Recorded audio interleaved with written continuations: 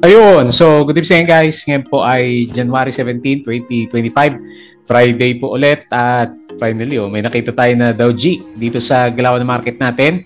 So lumaban ng konti si PSE after ng syndicated yata yun eh.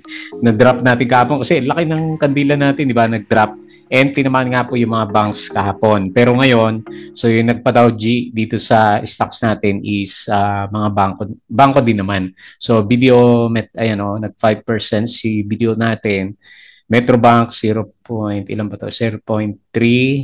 Ayan, so marami nag-bounce. Pero nung pre-close yan, medyo in-spike niya. So kanina magko-close yata mga 0.3 o 0.4% lang siya nung bago mag-pre-close yung market natin. Okay? So wala pa rin yung inaantay na foreigners natin. So 97.37 million net foreign sell. Sige, pagbigyan na. Balik ulit tayo sa 6,300 levels natin and may gain tayo na 1.38%. So medyo marami nga po yung bumalik sa mga big caps natin. Okay? So kahit paano, may konting pag-asa yung market natin. So inaantay yata talaga yung pagpasok ni Donald Trump sa sa US kasi January 20 by Monday magte-take out na siya sa kanyang office naman di ba? Ang pinag-usapan sa ngayon is yung mga tariffs labanan sa mga taxes. Okay, so yan po yung yung mga major issue tapos eto major gain si Bitcoin 102K. So laki ng galaw niya. Congrats sa mga may Bitcoin. So ito yung mga trending stocks natin. Wala man yata masyadong malakas pumitik dito. Hindi masyadong pumitik yung mga trading stocks natin. So, SEP, kasi kahapon, di ba, malakas yung galaw niya. So, parang torrid na nga siya. Tapos, nag-opening pa siya na, na malakas. Malakas ng opening niya, pero nag-profit taking naman. Ayan. So, pullback na muna itong si SEP natin. Nag-drop ng 4.44%. Tapos, meron siya 519K net foreign buy. Okay, pahinga muna sa mga ka-SCP natin. Next, dito natin bumalik sa trending stocks.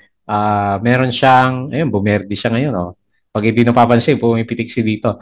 5.41%. Meron siyang 1.08 million net foreign sell. MRC, pinag-usapan pa rin siya kasi maganda nga naman yung so, yung setup natin sa kanya. Pero hindi naman masyadong malaw. Paunti-unti, no? Tignan natin kung mag-spike o breakdown to. Pero mas inclined din ako sa pagka-green niya 1.14% and then meron siyang 726K net foreign buy. And then si LTG natin is ayun, nag-up si LTG So mamimigay na ba ito dividends? 1.48% and meron siyang 2.02 million net foreign sell. Alter, bumalik si Alter sa listahan. Pero 0%. Ewan ko. Silipin na lang natin yung chart. Baka may Dow G. Hindi ko napansin Negative 33K net foreign sell and yung isa sa mga trending stocks natin is si FCG. So bumawi. Yung alaga natin meron siyang 4.76% o 7% of 4.7% ng galawan. And meron siyang 181.4K net foreign sell. Ayan. So, nakakaba yung galawan natin kahapon. Kala ko magbe-breakdown yung mga stocks. Kasi ang laki nga naman, di ba? Ilang billion na yung lumalabas dito sa PS market. Okay? So, disclaimer guys, sa mga bago sa channel natin, as usual, yung ating review is for education purposes lang po ito ha.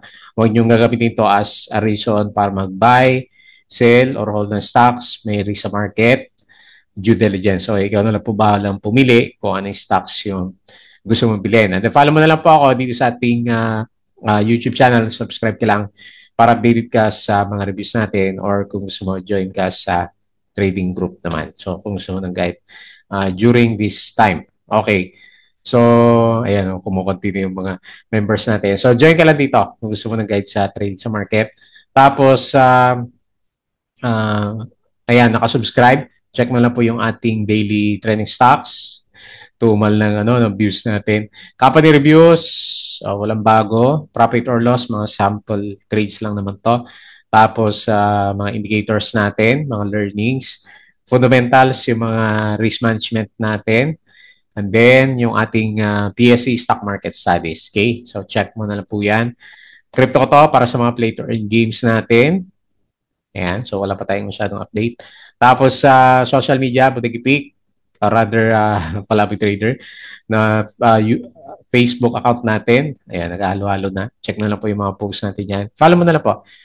Yan or dito sa Facebook page para updated ka. Same lang naman yung mga infos natin yan. Bodega Peak, yung mga articles natin sa local market, dito sa US, and dito sa crypto. Check na lang po. Okay, so punta tayo sa summary ng market. Meron na. Kailan net foreign sell pa rin. So, verde lahat, oh. Ayan, bumawi yung finance natin, 2.7%. Tsaka yung mga holding firms natin. Oh. So, marami kayang gumalaw sa mga big caps natin. Verde lahat. So, maganda.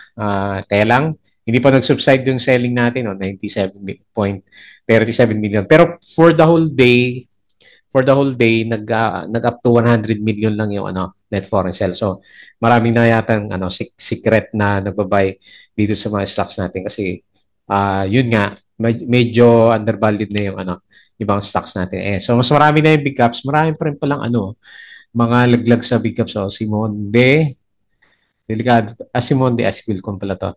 Yung medyo delikado. Monde, minus 4.9. Wilcon, minus 1.69. PLDT, minus 1.5.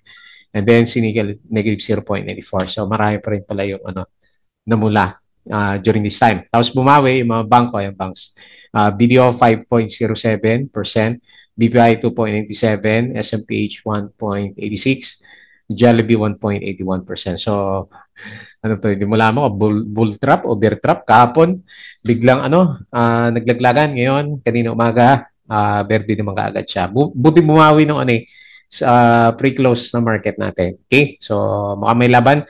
Yung itsura ng chart, foreign funds bought, BDO, BPI, CBC, PNB, AP, FPH, Meralco, SCC, CNPF, Jollibee, Gaper, Aboitiz, AREIT, CLI, MRC, RCR, Globe, ICT, MAC, at saka si STI. Foreign funds sold, Metrobank, ASN, Manila Water, Shell PH, Monde, RFM, PPC, AC, AGI, DMC, JP Cap, Ali, Philrich, Megtel, Converge, at saka si dito natin. Wala akong masyadong nabasang major news ngayon. Maliban dito kay crypto kasi 102K yung yung current price niya. Oh. So bumalik ulit si Bitcoin, Ayala Land. So patuloy pala yung niya, share buyback. So ito kahapon, dami niyang binili. Ano nangyayari sa price action niya? Hindi siya nag-trending eh. ABS, Empower, the local retail electricity of Meralco has entered into a retail supply agreement with ABS-CBN. Hindi natin mapapansin pumitik si ABS-CBN natin. Tapos si Altair, through its subsidiary Solana Solar Alpha, may parang crypto siya, has locked in a PHP 1 billion loan from RCBC. Yung galaw natin kanina, medyo mix. Pero marami na nagberde. Kanina umaga, China. So, alam ko 5.4 bakit ito? 5% yung nakalagay. Cebu Pacific, so trade cautiously, sabi ni Phil Stocks. So 30 pesos pala yung target niya. Tapos yung current price natin is 27.85. DMC of Grid Energy reported energy sales 9% increase. Okay, so paparamdam si DMC natin. Corporate stories, parang walang bago eh. DWC announced the groundbreaking of new hospital concept in Siargao. Altair announced secured 1 billion. Ito yata yung catalyst niya.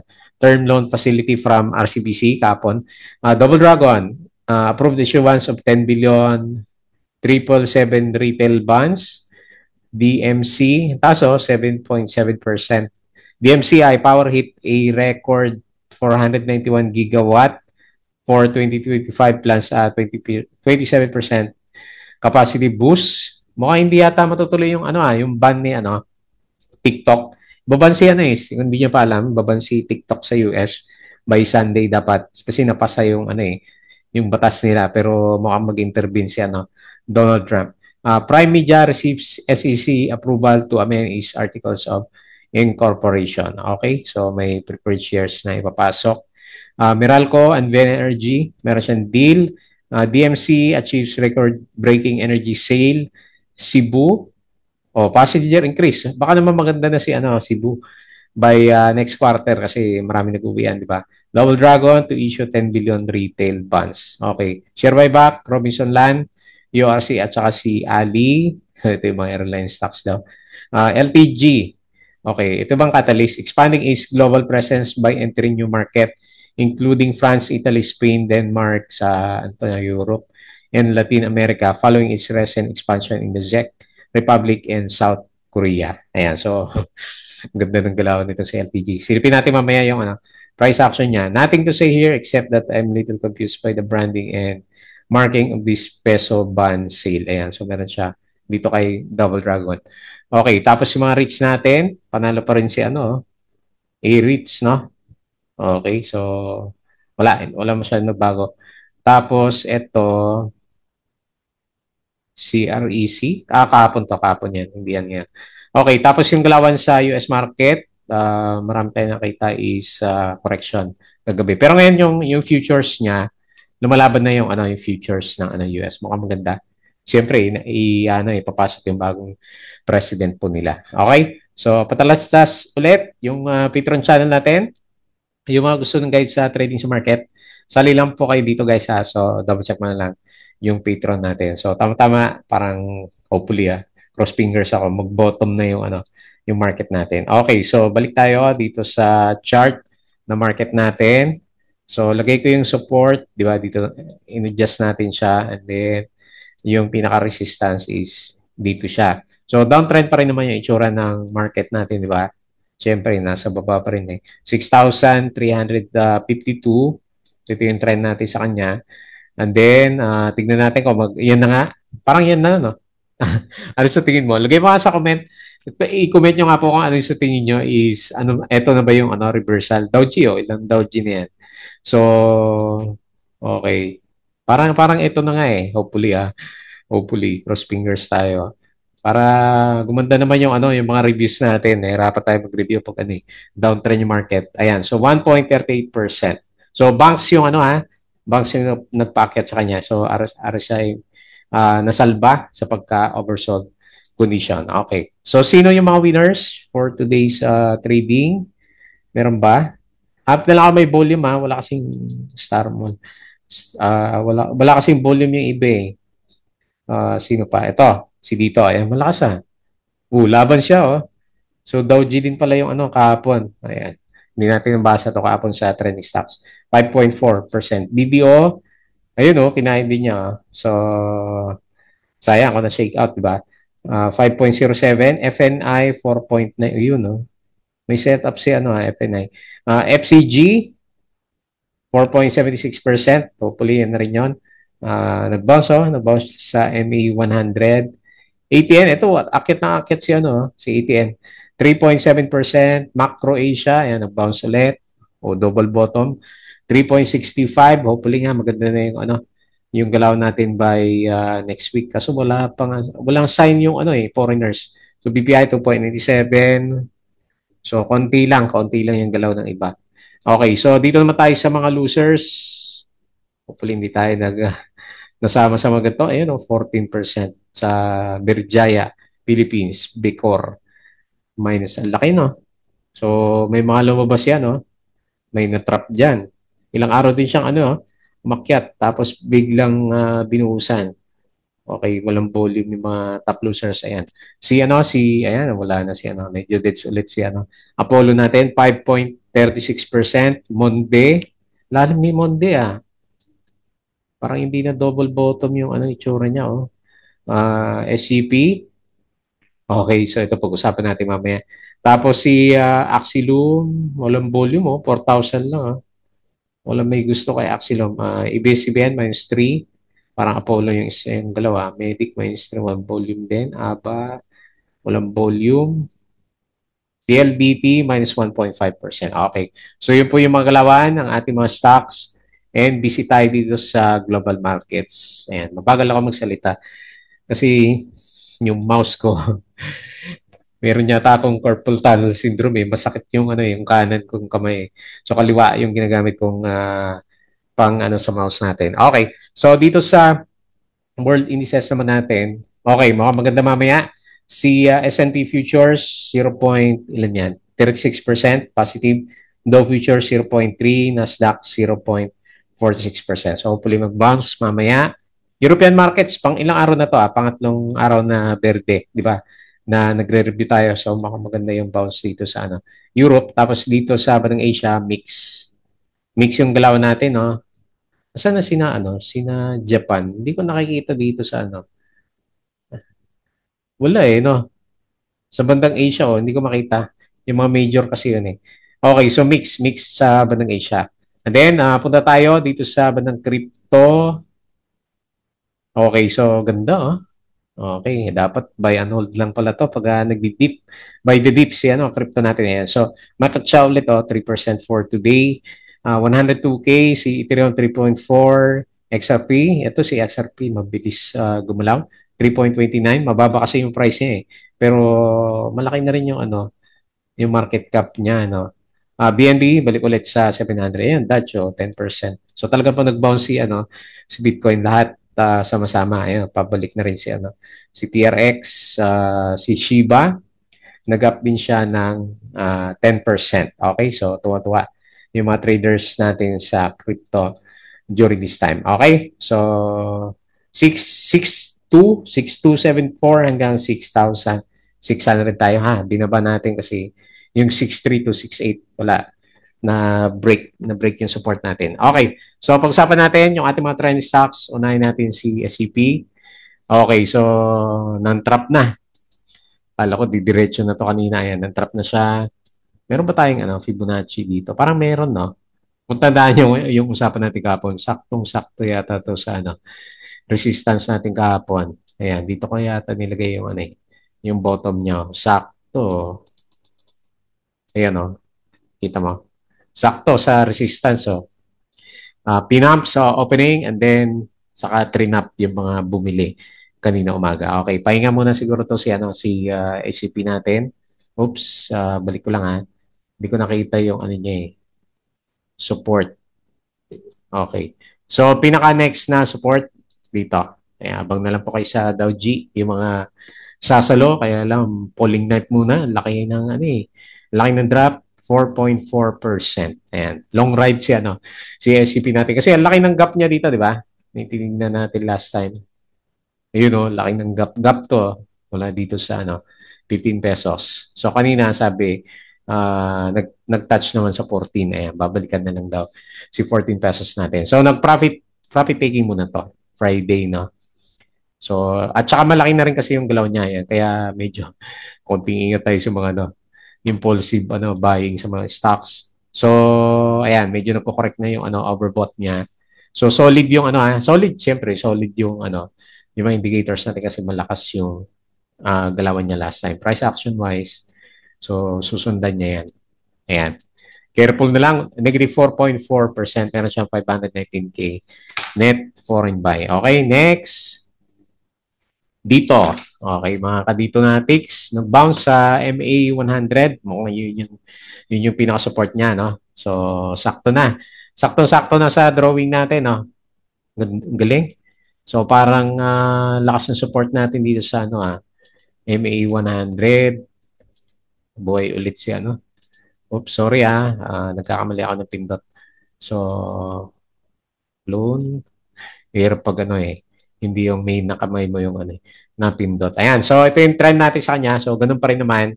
Pag tinignan mo siya is uptrend si ayun, buti nila nagpa-bounce tayo malapit sa RSI 50. So, susunod na lang siguro si MACD formation. Ayan, so yun na. Malinaw yung malinaw po yung direction ni dito natin. Bumalik sa MA100. First time yan bumalik Last time untog lagi sa MA100. Ayan, good sign para sa mga dito na ticks natin. So, 5.4%, 1.08 million net foreign sell. Next, MRC. Marami talaga may gusto na pangatlo lagi ito sa trending stocks na nababasa ko. Nag-doji siya kanina. Okay, trinay pala nilang i-push kanina kasi marami na rin siya Actually, nag-accumulate yung volume niya Ewan ko ba't ayaw pumitik ng price action natin, nag-doji, no? So, ito pa rin naman, tinitignan ko sa kanya. Watch out na lang dito sa mga support levels natin. So, from 0.8 to 1.07. Ayan. So, yan lang muna Di mo natin bibigyan ng negative sentiment. Pero, of course, Dow G, alam mo na, pag nag-Dow G yung stocks natin and walang follow-up na volume next week, pull back.